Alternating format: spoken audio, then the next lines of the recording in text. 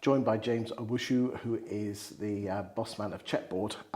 James, sale fall through insurance, is that coming back? Talk to me.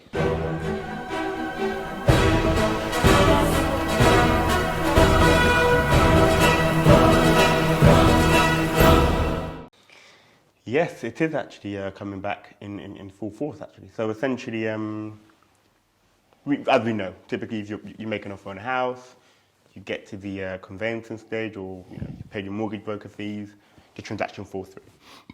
Yeah, about 1 in 3 at the moment. Exactly. And when that happens, that is now the buyer deposit is lower, or the seller now increased the cost, and reducing their net gain from the property sale. So there is a insurance policy which I always advocate for estate agents to make aware to their clients.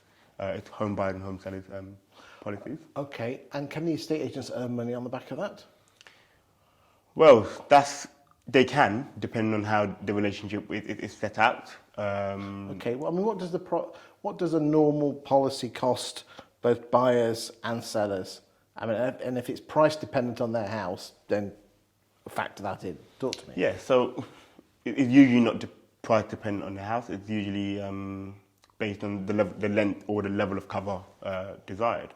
Okay. Now, if we're talking about 12-month cover, it's between £69 for the seller, around £69 for the seller, and just slightly over £100 for the buyers. And what does that cover them for?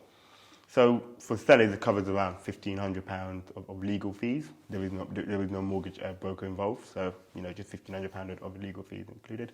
And for buyers, it includes £1,500 of legal fees, as well as mortgage broker fees of £500 and potentially moving costs, accommodation. What about surveyors and things like that? Is that covered? Yes, so that's also included in the buyer's cost. That's correct. By the sounds of it, it sounds slightly better for the buyer, but then the costs are higher, aren't they? Yes, exactly. And do you think that as we go into 2023 and the market hardens, that this is going to be more available and more used by estate agents? It is currently available. I just think it's more of making the agents aware of it and just actually presenting it to their clients. And I'm just thinking they could probably add a little bit on for themselves and sell it to their vendors. Well, and buyers.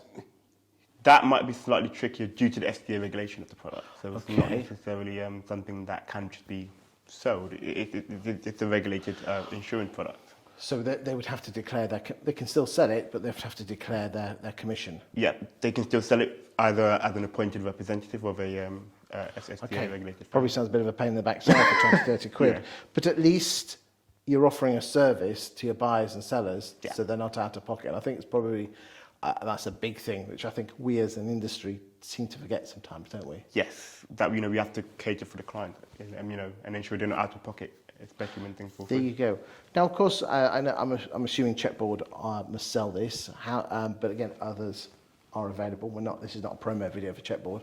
How do people get hold of you if they want to talk to you a bit more about this?